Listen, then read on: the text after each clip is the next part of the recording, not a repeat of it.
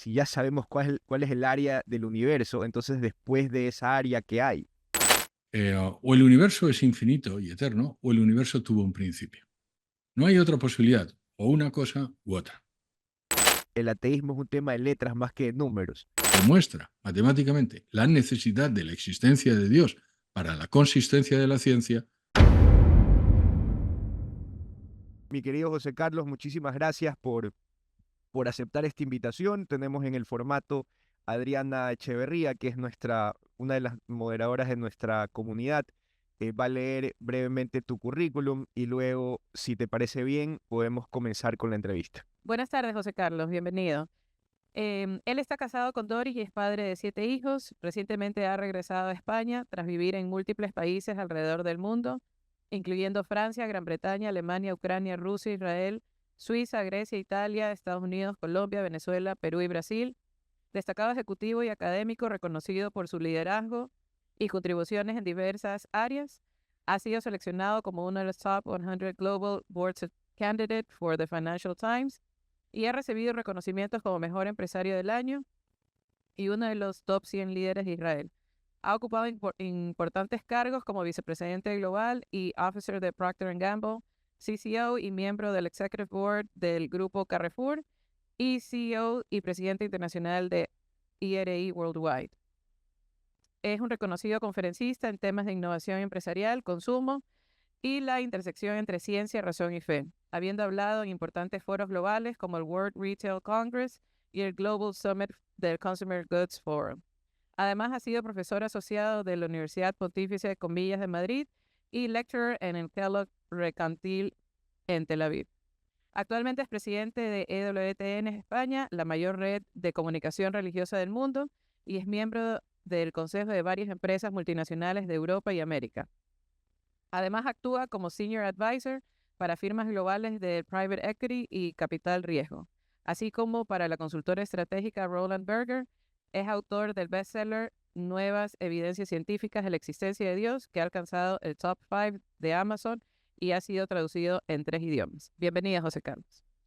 Muy bien, José Muchísimas Carlos gracias. González Hurtado, bienvenido a este espacio. Comencemos, José Carlos. Primero me gustaría si David puede buscar en Google la portada del libro y ponerla en la pantalla para que todas la podamos ver.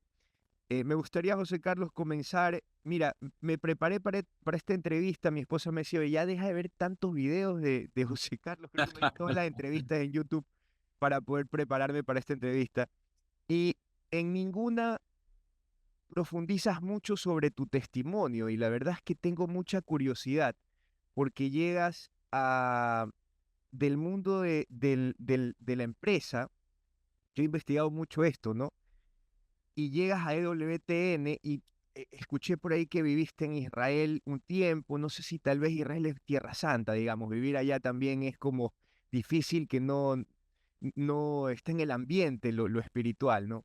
Que no te hayas encontrado con Dios, por ejemplo, ahí. No sé cómo haya sido tu historia, tu testimonio, me encantaría comenzar tal vez por ahí conociéndolo, si nos puedes contar y luego entramos al libro, si te parece bien. Héctor, yo creo que no, estás abriendo una caja de Pandora que no estoy muy seguro de que quieras abrir. ¿Sabes lo que es curioso, José Carlos? Que hay muy pocos empresarios en el mundo de hecho, la iglesia tiene, me parece, solo dos santos empresarios. El resto son todos religiosos. Entonces, claro, cuando uno está en la empresa, tiene mucho miedo de condenarse, digamos, porque no sabe si es que va a llegar al cielo o no, porque esto es una selva normalmente. Sí, es verdad. Y qué importante que es ver que una persona como tú ha logrado de alguna manera encontrar un camino de sano equilibrio entre esos mundos. Y por eso me interesa tanto conocer un poco eso. Y discúlpame si es No, sensible no, para ti. está bien. De todas formas, es bueno recordar que yo tengo también aquí este es mi despacho y mi biblioteca, y tengo una oración a San José de los emprendedores. Y hay que recordar que San José era empresario, al fin y al cabo, y entonces es alguien a quien nos podemos encomendar la gente que estamos en la empresa. Pero vamos, para contestarte de una forma rápida, yo era entonces director general de Procter Gamble. Era la época de la segunda intifada palestina, es decir, el levantamiento palestino, y luego fue el 11 de septiembre, y luego fue la guerra de Irak y todo aquello. Entonces, yo tenía allí mi familia, al final, pues me quedé solo. Sí, eh, vives muy cerca de lo que puede ser morirte. Entonces, en una ocasión, leyendo un libro, me encontré con esa frase de Memento Mori, recuerda que te vas a morir. Y recuerda que te vas a morir es interesante, Héctor, porque es esa realidad que todos tenemos alrededor y, sin embargo, todos vivimos ajenos a ella. O sea, lo cierto es que todos nos vamos a morir.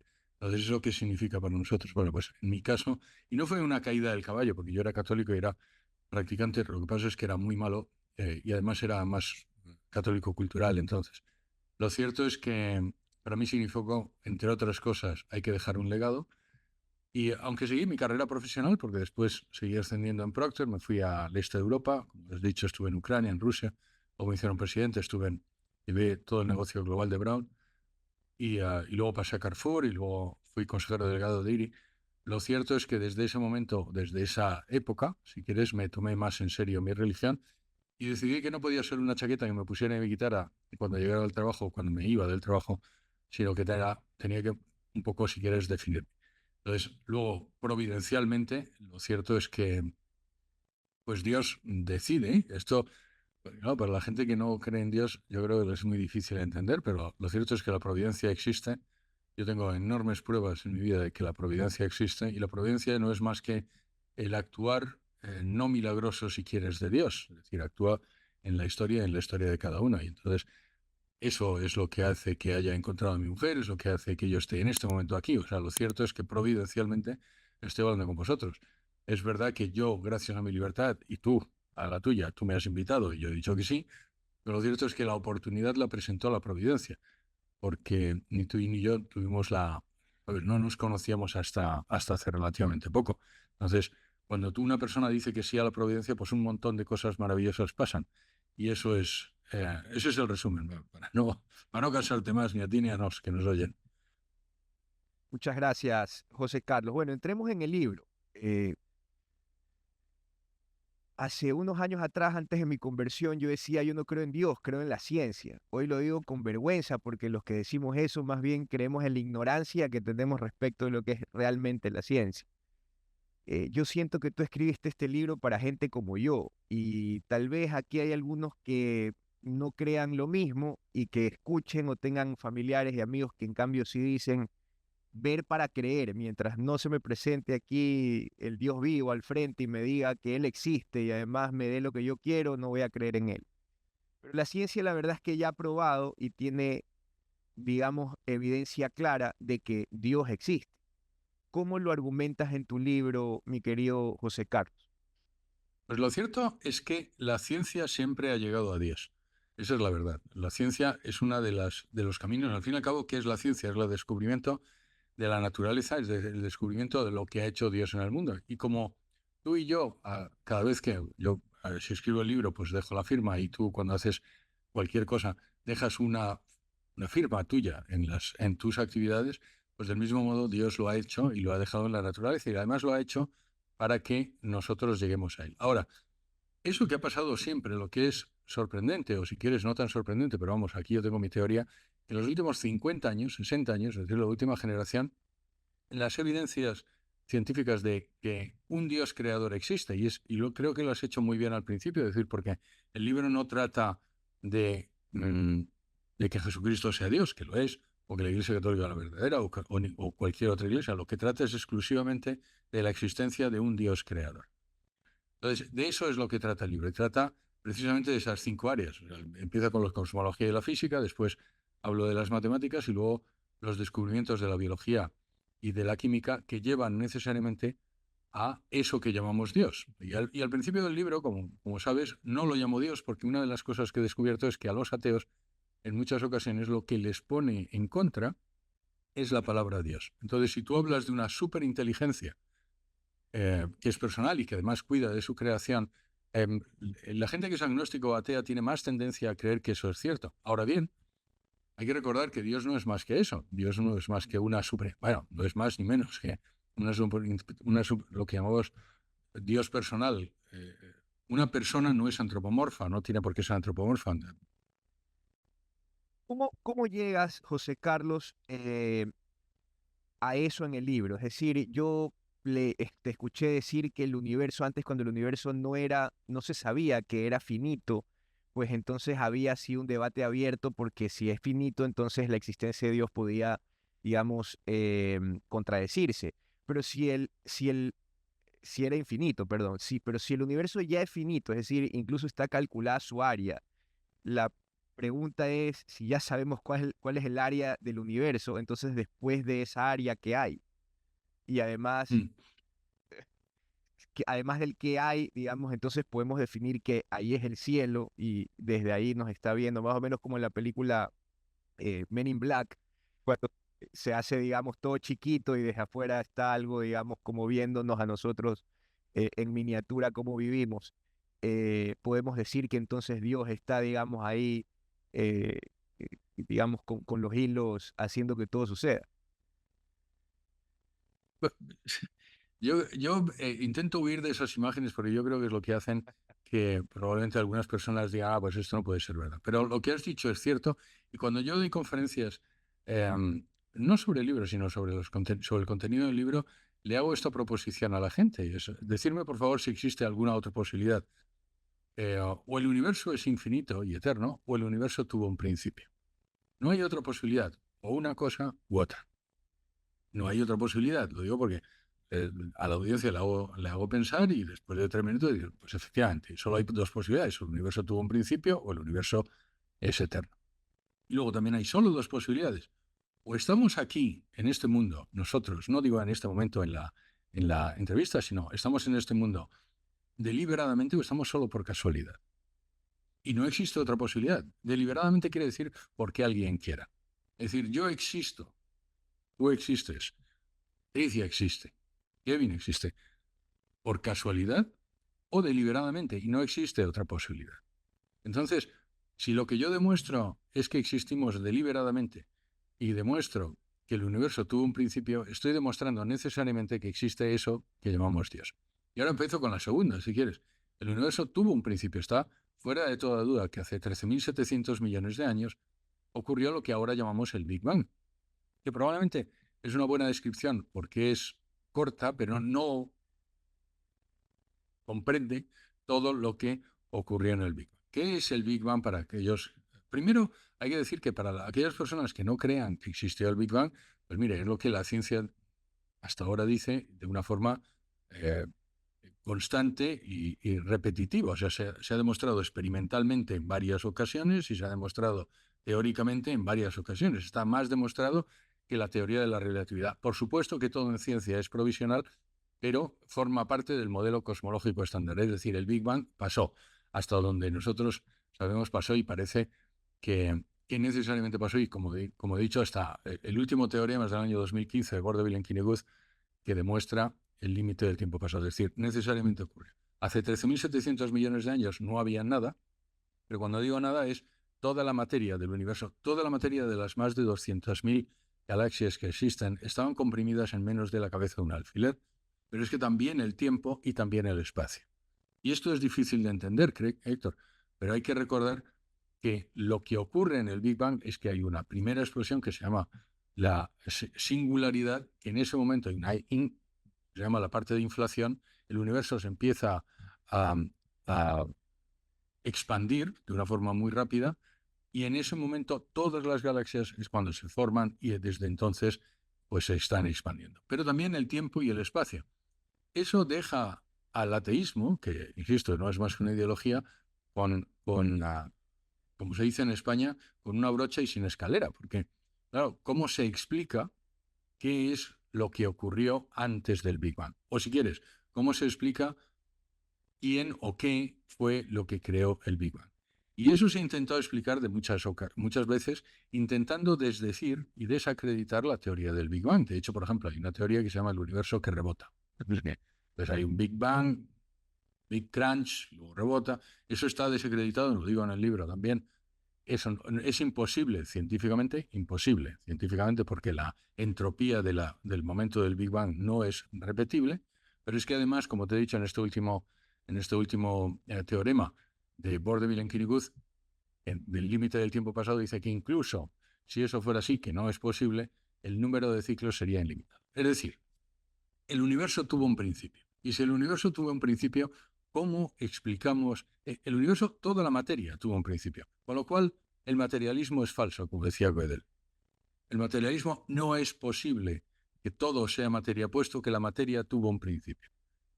Pero es que esto se sabe hasta relativamente poco. O sea, la primera vez que se formula es en 1944 por un sacerdote católico, precisamente es el que primero formula la teoría del Big Bang. Entonces, esto lo que hace es, insisto, decir que hay una causa del universo que no es ni material, puesto que toda la materia se crea, que no es temporal, puesto que el tiempo se crea, y que no es espacial, puesto que el espacio se crea, y que además cuida de su creación. Entonces ya tenemos una causa no material, no espacial, no temporal, y que además es omnipotente, omnisciente. Eso empieza a parecerse mucho a eso que nosotros llamamos Dios. Y eso es lo que ha hecho que pues muchos ateos cambien, si quieres, su postura, porque naturalmente, por ejemplo, el director del proyecto COBE, que es uno de los satélites que se mandó, es un señor que se llama George Smoot, que es premio Nobel de Física del año 2006. Este hombre pasó de ser ateo a no serlo, precisamente por estos descubrimientos. Y dice, bueno, pues necesariamente tiene que haber un Dios. José Carlos, ¿qué estadísticas tienes de los premios Nobel? A mí me encantó escuchar esto en tus otras entrevistas y creo que quienes estamos presentes quisieran saberlos. Eh, ¿Sí? ¿Qué porcentaje, incluso dices en una de tus entrevistas, el ateísmo es un tema de letras más que de números? Cuéntanos un Sí. poquito de eso. Eso me ha llevado a mucha gente que se ha enfadado conmigo. Pero vamos, lo digo un poco como un abutado, si quieres un poco de eh, no sé, pero shake, ¿sabes? Pero lo cierto es que uno de los mitos que existe, Héctor, es que los científicos son ateos. Y lo cierto es que no son. El ateísmo es una filosofía relativamente nueva que empezó en el siglo de las luces, o sea, al final del siglo XVIII y XIX, pero empezó por filósofos, ningún científico conocido, o sea, vamos, relevante. Por supuesto que hay alguno, Laplace y tal, pero la mayor parte de los científicos no lo son. Y para contestar a tu pregunta directamente, pues mira, hay un libro de un genetista israelí que mira lo que creen los premios Nobel en los últimos 100 años. Entonces dice, mira, pues el 97% de los premios Nobel de los últimos 100 años de física son teístas o religiosos. Es decir, menos del 3% son ateos o agnósticos. El 95% de los premios Nobel de física son teístas o religiosos, es decir, menos del 5% o el 5% son ateos o religiosos o agnósticos. Y de los premios de fisiología y medicina, el 93% son teístas o religiosos. Estoy hablando de premios Nobel. Con lo cual, al final de todos los premios Nobel de ciencias, hay menos de un 5% que son ateos o agnósticos. Ahora bien, cuando llegamos a los premios Nobel de literatura, el 35% de los premios Nobel de literatura de los últimos 100 años se declara agnóstico o ateo. Con lo cual, una vez más, el ateísmo no es más que una entelequia mental. O sea, la gente que tiene mucha creatividad, pues se puede convertir en ateo. Pero vamos, las personas que están atadas a la realidad está cantando, está gritando la existencia de Dios cada momento que lo vemos. De hecho, otro de los datos que doy en el libro es que el hombre es naturalmente teísta. ¿Qué quiere decir esto? Que nosotros sabemos de la existencia de un Dios creador sin que nadie nos lo explique. Hay 3 ejemplos en el libro de 3 estudios, uno en Finlandia y 2 en Estados Unidos, hechos con niños o con personas que se manifiestan como ateos, y cuando hacen preguntas rápidas y test rápidos, acaban sin querer diciendo, o si quieres, aceptando la posibilidad de que exista un creador. Porque es que el ateísmo es una especie de censura que nos podemos poner, porque el hombre es libre y puede creer en cualquier anormalidad, insisto, y el ateísmo es irracional. Entonces, el hombre puede creer en cosas irracionales. Yo cuando estaba en la antigua Unión Soviética, conocía gente que sostenía que, por supuesto, que los americanos no habían llegado a la Luna, que todo aquello era mentira. Y estoy seguro que alguien conoce o se sabe de gente que piensa que Elvis Presley está vivo. Entonces, las creencias irracionales, mm, el hombre es capaz de tenerlas. Bueno, pues el ateísmo es una creencia irracional, pero que además está en contra de nuestros propios sentidos. Lo que los niños pequeños o todas las sociedades son naturalmente teístas porque lo que ves es el renacimiento de la naturaleza en primavera, el decaimiento en otoño, ves las maravillas alrededor nuestro y dice, este orden no es lógico. Que es también, curiosamente, a lo que decía Einstein. O sea, lo que vemos naturalmente es una de las frases famosas de Einstein, que él decía, lo que no podemos esperar es el orden que vemos en nuestra naturaleza. Eso no es lógico. Lo lógico hubiera sido un universo completamente en caos. Si no es, cuando dice que lógico es estadísticamente probable, de hecho en el libro también lo menciono, la estadística está en contra del ateísmo, que es otro de los argumentos, lo que se llama el universo antrópico, que es que existimos aquí en contra de la gran parte de posibilidades que estaban en contra, si quieres, de que existiera un universo en primer lugar y luego, por supuesto, la vida. ¿Puedes ampliar esa parte? Es decir, ¿cuáles son esas probabilidades? Porque creo que están matemáticamente calculadas. Sí. En el libro menciono más de 200. Voy a empezar con una. Voy a hacerte una pregunta, Héctor. Y luego, así despierto a Kevin también y a Patricia, por si acaso. Y luego, si no sabes tú la respuesta. Vale. Vamos a ver. Una pregunta rápida. Las constantes de la física. Las constantes de la física. ¿Se observan o se deducen? ¿Se observan o se deducen? ¿Quién era más matemático aquí? Porque yo soy de letras, de hecho. Se deducen. Diría que sí. Se observan. Se observan. Se observan. Es decir, existen independientemente de todo el resto. Había un científico que se llamaba Turok que le preguntan, bueno, ¿por qué los electrones tienen las órbitas que tienen? Y decía, pues no lo sé, es lo que es, lo observo, con ello trabajo. Es decir, por ejemplo, la velocidad de la luz, que es 300.000 kilómetros por segundo en vacío, es la que es, pero no hay ninguna razón por la que deba ser constante, ni ninguna razón que tenga que ser ese número. Ahora bien, si no fuera ese número y no fuera constante, ni vosotros ni yo estaríamos aquí porque el universo no existiría. Bueno, pues como eso, todas las constantes de la física. ¿Vale? Te voy a otro ejemplo. Me estoy alejando un poco de tu pregunta, pero me gusta hacerlo para que la gente piense. Las matemáticas ¿se inventan o se descubren? Se descubren. Se descubren. Claro. ¿Qué quiere decir eso? Quiere decir que los artefactos matemáticos existen externamente a nosotros y que son objetivos y que nuestra mente puede grab it, ¿sabes? Encontrarlos, puede usarlos. Pero ¿en qué mente están? Si son externos a nosotros y son objetivos, ¿en qué mente están? Si se descubren, eso quiere decir que no están creados por nosotros. Si no están creados por nosotros y son objetivos, están en la mente de eso que llamamos Dios. ¿Vale? Eso a nivel, si quieres, general.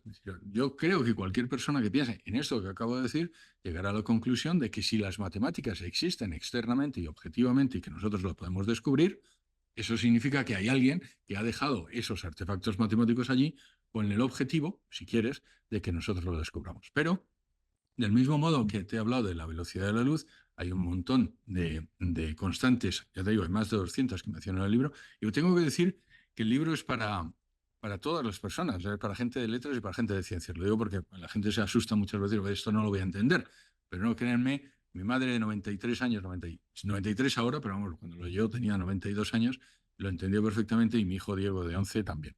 Entonces, yo creo que está escrito en un lenguaje que todo el mundo puede entender. Pero te voy a poner otro ejemplo de afinación, de tal forma que si eso no fuera así, nosotros no estaríamos aquí.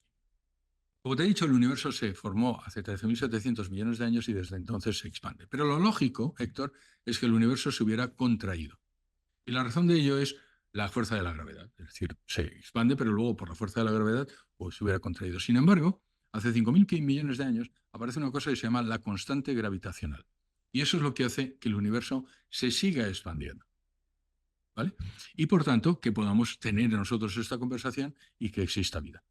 Esa constante gravitacional está afinada a 120 dígitos. Yo invito a todos los que nos estén que pongan 0,0 y lo pongan 0,0 120 veces. Ya verán cómo se cansan antes de llegar al 120. Y luego al final un 139. Bueno, pues si no fueran 120, si no fueran 119, si fueran 121, si en lugar de 139 fuera 137, el universo se habría contraído y no estuviéramos aquí. No hay nadie en física que piense que la constante gravitacional está ahí por casualidad. Nadie piensa que eso está por casualidad. Fíjate, uno de los científicos ateos que al final se convirtió muy conocido se llama Fred Hoyle, que es el que puso el nombre a la teoría del Big Bang, cuando él era ateo y riéndose del padre Lemaitre. Recuerda, el que lo descubre es un sacerdote y este señor que está nominado al premio Nobel y él es ateo, entonces pues existe esa tendencia, si quieres, de la soberbia atea a reírse del pobre Curillo. Bueno, pues lo cierto es que este hombre al final se convierte en teísta. Bueno, pues este hombre lo que dice es precisamente eso. Dice, nadie en ciencia piensa que las leyes de la física nuclear han sido formuladas sino a propósito. Han sido formuladas a propósito. Pero te voy a poner otro ejemplo para no aburriros. Hay un señor que se llama Roger Penrose, que es Premio Nobel de Física del año 2020, y él calcula cuáles son las posibilidades que tengamos de tener un universo antrópico por la baja entropía que tenemos. Recuerda, la entropía no es más que la medida del desorden. Como te he dicho, en nuestro universo existe un orden que no deberíamos esperar, pero podríamos habernos tocado la lotería. Yo suelo decir esto también en las conferencias, suelo decir, vamos a ver, Héctor, si yo a Patricia le doy un billete de lotería y le toca la lotería hoy, y le doy mañana un billete de lotería y le toca la lotería, y le doy otro paso mañana y le toca la lotería, ¿qué es lo que podrías decirnos de Patricia que puedas decirnos aquí en público? Vaya. Que tiene suerte. Que tienes suerte. Eres un cándido, Víctor. Todo el mundo lo que pensaría es que está haciendo trampa. ¿Vale? Ahora decirlo así claramente. ¿Está haciendo trampa o sabe cuál es el número? Bueno, pues eso es lo que nos ha pasado a nosotros. Nos ha tocado la lotería todos los días y estamos tan acostumbrados a que nos toque la lotería que ya no nos llama la atención. Pero lo cierto es que nos ha tocado la lotería y este señor Roger Penrose hace ese cálculo y dice, vamos a ver, ¿cuáles son las posibilidades? Nos ha tocado el billete de lotería. ¿Cuántos billetes de lotería se han repartido? Claro, porque si le das un billete de lotería a Patricia y le toca la lotería, pero ha repartido 10, bueno, solo tiene 0,1, ¿sabes? El 10% de suerte, vamos a decir. Bueno, pues el número de billetes de lotería que se han repartido, calculado él, porque él calcula cuál es el número de bariones del universo y la entropía del barión, y luego este es el logaritmo de los espacios de fase, esto es un poco complicado, pero al final le hemos dado un billete de lotería a Patricia y se han repartido 10 elevado a 10 elevado a 123. Ese es un número tan grande que no hay un ordenador en el mundo que sea capaz de calcularlo. Es decir, la suerte de Patricia es descomunal. Es imposible imaginar, y eso es solo una de las más de 200 leyes y constantes que tienen que estar perfectamente afinadas para que nosotros estemos en este mundo, para que la vida exista, para que la Tierra exista, para que el universo permanezca. Es absolutamente contrario a la lógica imaginar que hemos tenido tanta suerte como para que eso haya pasado por casualidad. Lo racional es imaginar, como decía Fred Hoyle, que alguien ha estado jugando con las leyes de la física para que esto pase de la forma que ha pasado. Kevin, adelante. José Carlos, primero agradecerte por habernos puesto este libro. Mire, yo casualmente soy misionero de la comunidad de Lazos de Amor Mariano y tuvimos un congreso con el fundador, con Rodrigo Jaramillo, y él nos pidió hace 2 semanas leer tu libro. Se lo agradece de mi parte, por favor. Por favor, sí. Entonces, todavía no lo he leído, quiero ser muy honesto, pero ahorita que tú hablabas, en este momento hablabas de la lotería, creo que para todos los que estamos aquí y para la humanidad, tu libro pasa a ser el número ganador de la lotería para cada uno de nosotros. ¿Cuál es mi pregunta? Para los que creen o no creen, para los que creemos o no creemos, para los practicantes y no practicantes, ¿cuál sería la pregunta poderosa para que alguien quiera que le regale el libro? Porque le voy a regalar el número ganador. ¿Sí te das cuenta? ¿Por qué te hago esta pregunta? Porque a mí una vez me dijo alguien, alce la mano, ¿quién cree en Dios? Y la gente alzó la mano. Y la segunda pregunta que me hicieron es, alce la mano, ¿quién lo ha visto? Entonces, el libro tiene esa respuesta para los que creen que hay que ver Para creer. para creer. Primero hay que creer para ver. Pues bueno, primero, muchísimas gracias por las amables palabras. Muchísimas gracias. Por favor, páseselas al fundador también. Estaré encantado de que, vamos, me puede poner en contacto por LinkedIn o con el email, luego te lo dejo, lo que sea.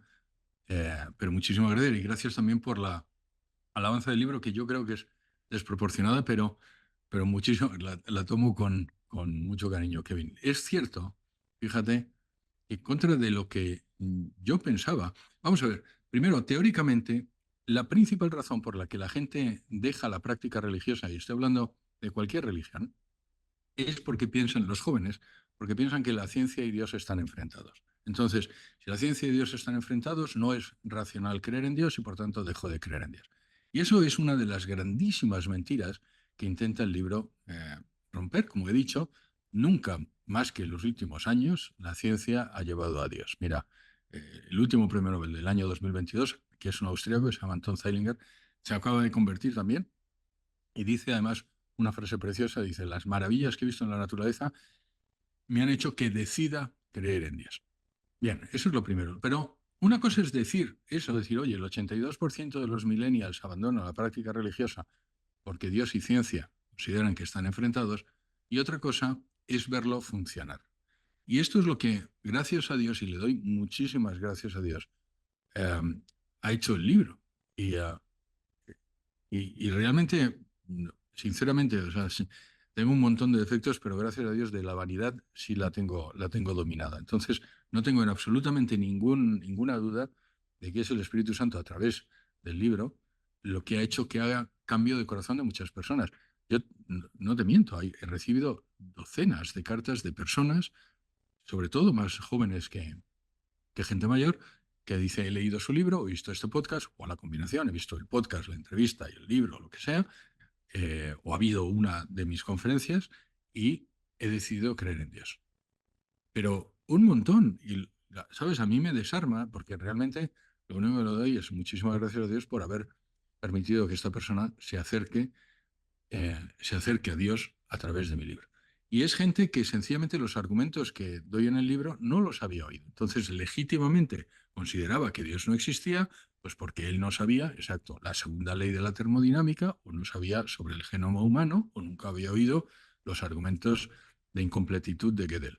Entonces, cuando hablas, te das cuenta de que desde un punto de vista matemático, demuestra Gödel, pero demuestra matemáticamente la necesidad de la existencia de Dios para la consistencia de la ciencia, pues es que no te tiene que desarmar. Ahora, ¿cuál es el argumento para regalarlo? La felicidad. Te voy a decir, la felicidad. Lo digo en el libro. Yo era consejero delegado de una compañía que se llama IRI Worldwide, que es una compañía norteamericana que compite con Nielsen, si conocéis Nielsen, y también competía con una que se llama Ipsos, que es una compañía francesa que hace también estudios de mercado, muy conocida, por lo menos en Europa. Y estos señores tienen una encuesta mundial, bueno, no es de todos los países, pero vamos, hacen más de 120 países, donde preguntan a las personas qué es lo que te hace feliz. ¿Vale? Y sobre todo van valorando, van viendo si este país va siendo más o menos feliz a lo largo del tiempo. Y la felicidad medida no como de forma objetiva, sino de forma subjetiva. Es decir, yo pienso que soy feliz, me pongo en una gradación de 1 a 10, o lo que sea, de 1 a 100, y luego digo por qué. Bueno, pues las conclusiones son las siguientes. En todo el mundo, desde Indonesia hasta Ecuador, desde España hasta las Filipinas, lo que hace feliz al ser humano son básicamente 3 cosas. Los ingredientes de la felicidad son 3 cosas, y no por este orden, ¿eh? La familia, la salud y la existencia de Dios. Una persona que tenga esas 3 cosas tiene más propensión a ser feliz que una persona que le falte una, que le falten 2 o que le falten las 3. Por supuesto, el estudio no dice que una persona que no tenga ninguna de las 3 cosas no va a ser feliz, pero lo que es cierto es que lo tiene mucho más difícil. Entonces, Hay un santo católico que se llama San José María Escrivá de Balaguer, que decía, esto lo escuché en la última Pascua, y ¿sabes? Y lo estoy repitiendo desde entonces, porque es una frase profundamente insightful. Dice, fíjate que dice, cada vez estoy más convencido que los que son felices en el cielo son aquellos que saben ser felices en la tierra.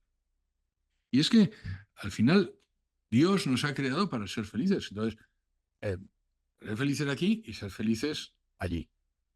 Y ¿qué es lo que yo le diría? Chato, a tu amigo el ateo, como yo le digo, mira, si quieres ser feliz, yo empezaría a pensar en la posibilidad de creer en Dios, aunque solo sea de una forma práctica, ¿sabes? Es decir, y luego, si no quieres creer en Dios, bueno, pues vete delante de una iglesia, ponte delante de un sagrario y pide creer en Dios. Eso a mí me ha pasado en alguna de las entrevistas, gente que te ha dicho, que me dice, oye, a mí me gustaría tener la fe que tú tienes. ¿Sabes? La respuesta puede ser muchísimas. Una de ellas es, nadie se quiere cambiar por nadie si de verdad supiera, pero lo cierto es que todas las personas podemos aumentar nuestra fe, simplemente hay que pedirlo. Ahora ya sí estoy hablando de Jesucristo, ¿sabes? Con lo cual que me perdonen las personas que no sean cristianas, pero Él nos dijo, pedir y se os dará, llamar y se os abrirá, buscar y hallaréis. Pero no dijo, se os dará si no pedís, que también lo hace, ¿vale?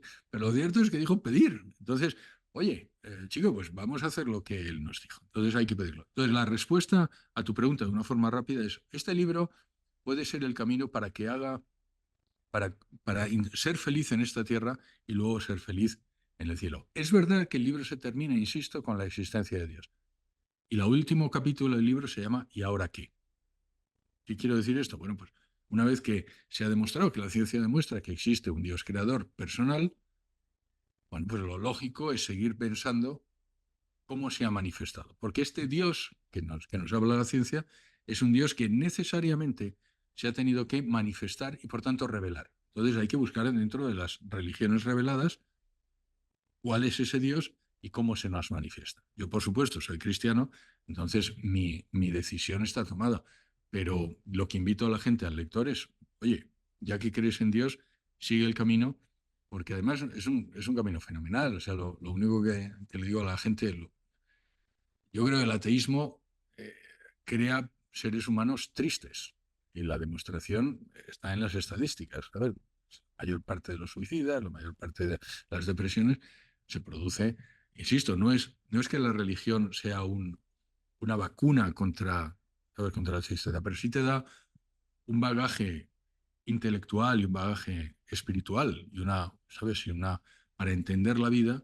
Y la vida tiene, esto se lo digo a mis hijos y estoy seguro que se lo decís vosotros a los vuestros, la vida es magnífica, pero magnífica. Y luego tiene esas cosas, y tiene esos sufrimientos, y tiene esas enfermedades, ¿ves? Y hay gente que quieres pues que se va. Y nos pasa a todos.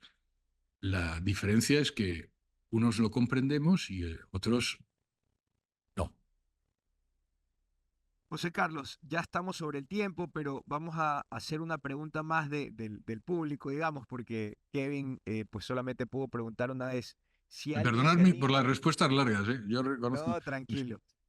Más bien ahí ya no hacen falta preguntas, digamos, porque el contenido ha sido riquísimo. No sé si es que, ajá, bueno, el primero, a ver, vamos, se la ganó. Y de hecho, providencial porque es el de más números el que te va a hacer la pregunta, por si acaso. José Carlos, sí, bueno, me presento, yo soy David, conocido aquí como el nerd del grupo, el que se dedica a las computadoras. Y sí, no soy un hombre de ciencias porque es mucho decir eso, me encantaría hacerlo. Un par de cosas muy rápidamente empatizadas contigo y con tu mensaje, y en el sentido de que la mayoría de los científicos, para ser realmente reconocidos como científicos, creen en Dios y creen en otra cosa muy importante, que saben muy poco, pero muy, muy poco.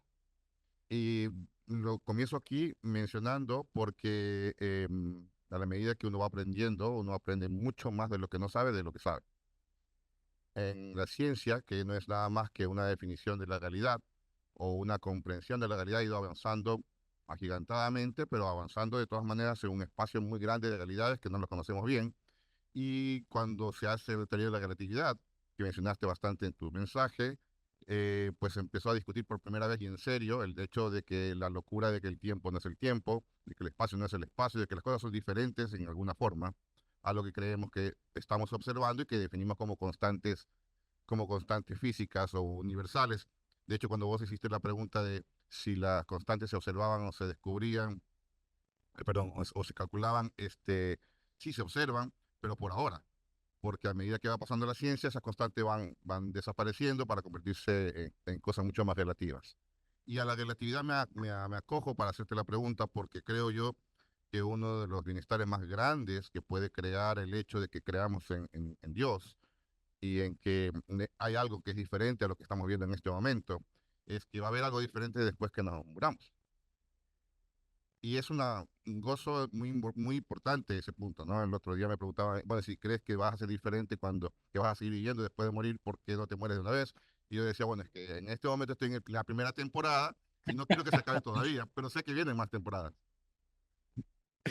Le pregunta hacia vos, es que sabiendo que hay relatividad y que nosotros estamos viviendo el universo de una manera, lo estamos viendo de una manera, ¿cómo podrías comparar de una manera sencilla la idea de que después de que nos muramos vamos a seguir viviendo? Y te comento y aprovecho el micrófono por el único instante que lo tengo, y es que por mi lado tienen dos palabras claves que verse. La una es el multiverso, otra forma de universo que no estamos viviendo ahora, y la otra es paz. Pero ¿cómo la ves tú? Vamos a ver, muchas gracias David por la pregunta. Lo primero que has dicho estoy completamente de acuerdo. Yo creo que una de las, también al final del libro digo, bueno, de acuerdo, el 95% de los premios Nobel creen en Dios, pero entonces el otro 5% no puede ser tan evidente cuando hay personas que son ateas, o sea, las cosas como son. Entonces, ¿por qué hay personas que a pesar de todo, y siendo inteligentes, había un señor que se llama Christian Amundsen, que fue premio Nobel de Química, decía, yo no conozco ninguna persona inteligente que no crea en Dios. De hecho, él lo decía más fuerte, decía, para ser ateo hace falta ser idiota. Decía este señor que él es el premio Nobel de Química de 1972 y era judío. Pero lo cierto es que yo he llegado a la conclusión que una de las principales razones por las que personas deciden seguir siendo ateos es por la soberbia, que es como tú, y la falta de humildad. Es decir, oye, yo es que quiero ser Dios, yo no quiero que exista Dios y me joroba que exista un universo sin Dios, con Dios. Esto prácticamente literal lo dice un señor, un filósofo que se llama Thomas Nagel, que menciona en el libro. Él dice, él dice literalmente, a mí me sorprende que las personas que están a mi alrededor, las principales personas que son inteligentes, crean en Dios porque yo no quiero un universo con Dios.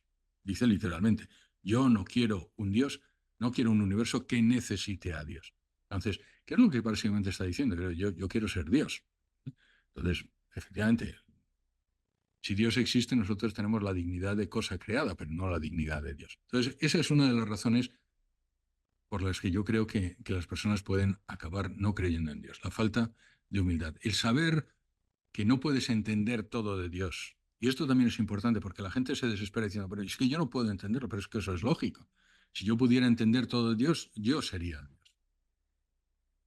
Yo sería Dios. Eso lo decía Graham Greene, el escritor británico, decía, yo no podía, es un hombre que se convirtió al catolicismo, dice, yo no podría creer en un Dios al que pudiera comprender, pero es natural, si yo lo pudiera comprender.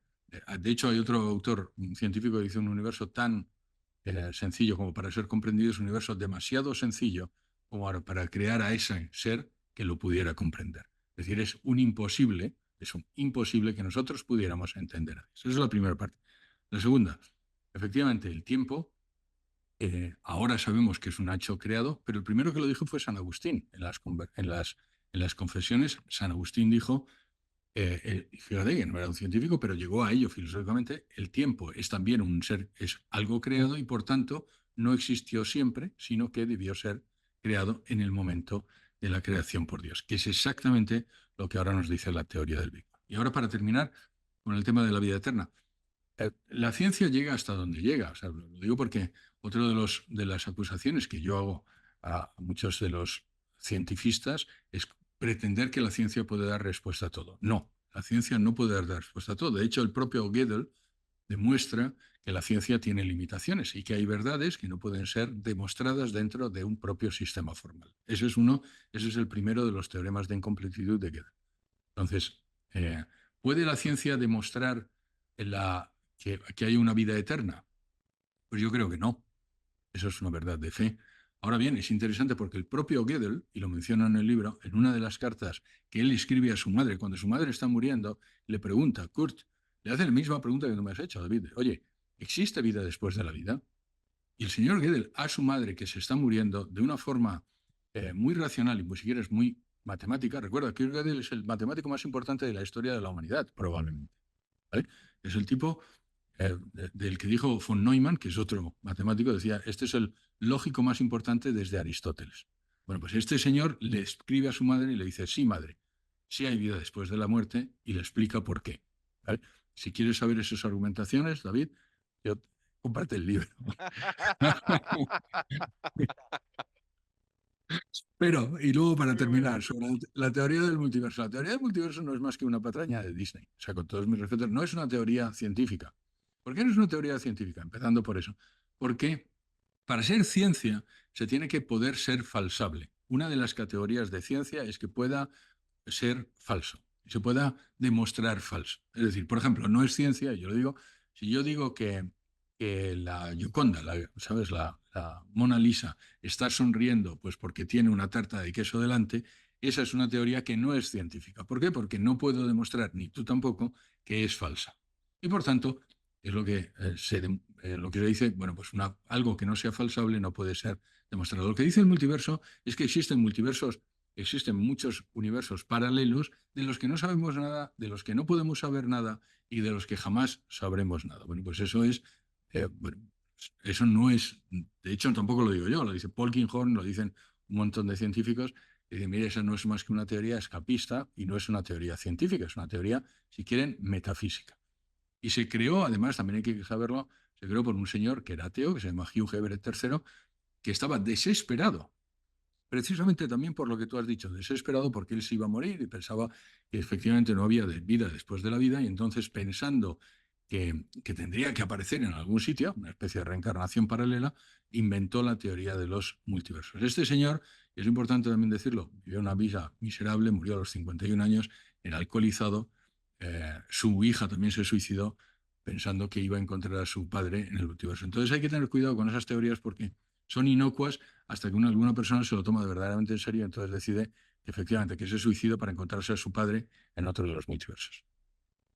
José Carlos González Hurtado, muchísimas gracias por este espacio. Solamente comentarte que se ha ido la señal varias veces. Vaya. Insólito, en 10 años de hacer esto, hermano, es la primera vez que me exprimen trapos de trapeadores de agua al lado mío. Se acaba de dañar una tubería en medio del salón. Oh my. Y yo al principio me estaba poniendo bravo, pero después me puse feliz porque dije, esto tiene que ser de Dios, hermano. O sea, cuando normalmente te pasan, digamos, a Jim Caviezel haciendo la película, le cayó un rayo en medio, colgado en la Te voy a cruz, decir una digamos. cosa, eso es una de las cosas que jamás podemos probar porque pueden ser casualidades, pero que estoy completamente de acuerdo contigo. Es lo que nosotros lo llamamos al patas, el patas. El patas es, lo digo porque hay que creer en Dios, pero también hay otra persona que es la que intenta alejarnos de Dios y efectivamente nos pasa en EWTN en muchos de los rodajes que de pronto, pues aquí mismo tuvimos un rodaje y efectivamente se fue a Internet, pero se fue a Internet de esta zona, nunca se va a Internet en Madrid, o sea, es que no, pero se fue a Internet. Ya, pero chico, es lo que hay, no pasa nada. No, pero además para ponerle un poquito más de salsa, cuando comenzó a irse el internet, le digo aquí a mi amigo el misionero, ¿sabe qué? Hágase una oración, porque nosotros ya sabemos Ah, cuando estamos en estas cosas cómo funciona, hizo la oración y regresó el internet. Así que sí. eh, que sea, digamos, un mensaje para tu corazón, José Carlos, seguramente está siguiendo tu llamado, se nota en tu semblante que estás lleno de ese amor de Dios y que lo estás dando, que lo estás dando y que lo estás dando de manera efectiva. Así que qué hermoso, ojalá te pueda ver algún día en el cielo, hermano. Obviamente también aquí, ¿no? Te vamos, te va- Que te sea vamos a tarde, ¿sabes? invitar también a Ecuador, digamos. Digo porque Porque el 25 de junio, mira, ya que os tengo, el 25 de junio me operan, entonces yo aprovecho para pediros a todos, a Patricia también, y a David, y al que no veo, y a Kevin, y a ti, que encomendéis por mí porque, bueno, pues para que salga bien. Pero vamos, si nos vemos en el cielo, pues nos veremos en el cielo, si Dios quiere. Pero vamos, yo intentaré que no sea pronto. Como decía- No, no, como no. decía Kevin. Larga vida para ti también, mi querido amigo. Dios te bendiga y te mando un fuerte abrazo. Todos aquí te están haciendo de la mano, así que no sé si le hacen un mapeo para que nos pueda ver, los puedas conocer igual a todos ahí para que veas cómo fue la sala. Hazle un mapeo de la sala para que lo pueda ver. Sí, ahí te están moviendo la cámara.